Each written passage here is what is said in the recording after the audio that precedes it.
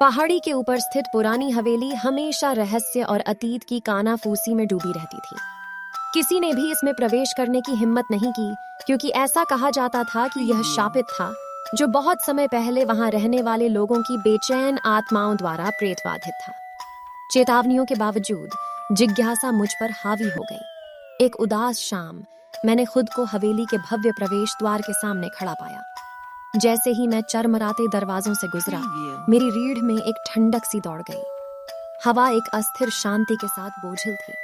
चांद की रोशनी सना हुआ ग्लास खिड़कियों से छनकर धूल भरे फर्श पर भयानक छाया डाल रही थी। हर चरमराहट और सरसराहट सन्नाटे में जोर जोर से गूंज रही थी, जिससे मुझे अपने फैसले पर सवाल उठाने पड़ रहे थे। मैंने सावधानी से हवेली के भव्य हॉलों का निरीक्षण किया। मेरे कदमों की आवाज शून्यता में गूंज रही थी। दीवारों पर कठोर दिखने वाले व्यक्तियों की तस्वीरें लगी हुई थीं। जैसे ही मैं गुजरा तो उनकी आंखें मेरा पीछा कर रही थीं। माहौल और अधिक दमनकारी हो गया और मैं इस भावना से उबर नहीं सका कि मुझ पर नजर रखी जा रही है। सर्पिल सीढ़ी से उतरते हुए मैंने खुद को एक मंद रोशनी वाले तहखाने में पाया। हवा में मिट्टी की सोंधी गंध थी और दीवारें मेरे चारों ओर बंद होती दिख रही थीं। मेरी नजर धूल भरी शेल्फ पर पुरानी पत्रिकाओं की एक श्रृंखला पर पड़ी। जैसे ही मैंने उनके पन्ने पलटे, मैंने त्रासदी और विश्वासघात से टूटे हुए एक परिवार की भयावह कहानी को एक साथ जोड़ दिया। अंतिम प्रविष्टि विशेष रूप से परेशान करने वाली थी, जिसमें एक तामसिक भावना को प्रसन्न करने के लिए किए गए अनुष्ठान का वर्णन किया गया था। तहखाने में ठंडी हवा चली, जिससे वह मोमबत्ती बुझ गई जो मैं अपने साथ लाई थी। जैसे ही कमरा अंधेरे में डूबा, मैं घबरा गया। मैं अपने फोन को टटोल रहा था।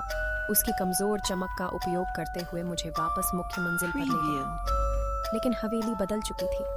दीवारें हिल गईं, हॉल मुड़ गए और चित्र विचित्र दृश्यों में विकृत हो गए। जब मैं इस दुःस्वप्न की भूल भुलैया से गुजर रहा था तो डर मेरे अंदर घर कर गया। मेरे कानों में फुसफुसाहटें गूंज रही थीं, अस्पष्ट और भयावह, मानो दीवारें ही बोल रही हों। अचानक मेरे सामने एक दरवाजा खड़ा हो गया। भागने के लिए बेताब मैं उसमें से निकल गया और खुद को किसी अन्य से अलग कमरे में पाया। दीवारें भयानक प्रतीकों और विचित्र कलाकृतियों से सजी हुई थीं।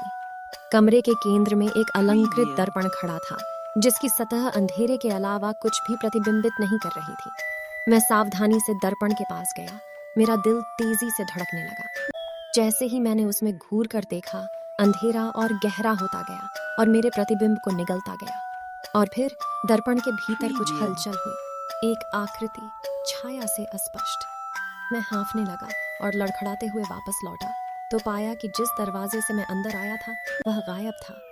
जैसे ही मैं दर्पण की ओर मुड़ा तो मेरे अंदर घबराहट पैदा हो गई। भीतर की आकृति स्पष्ट हो गई, जिससे खोखली आंखों और टेढ़ी मेढ़ी मुस्कान वाली एक महिला प्रकट हुई। उसने अपना हाथ बढ़ाया। उसकी उंगलियां टेंड्रिल की तरह लंबी हो गईं, जो शीशे में फैली हुई थी।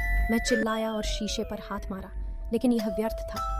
और फिर मेरे कान में एक आवाज फुसफुसाई, नरम लेकिन सिहरन पैदा करने वाली, स्पष्ट। हमसे जुड़े। कमरा घूमने लगा, दीवारें मुझ पर सिमटने लगीं और मुझे लगा जैसे मैं दर्पण की ओर खींचा जा रहा हूँ।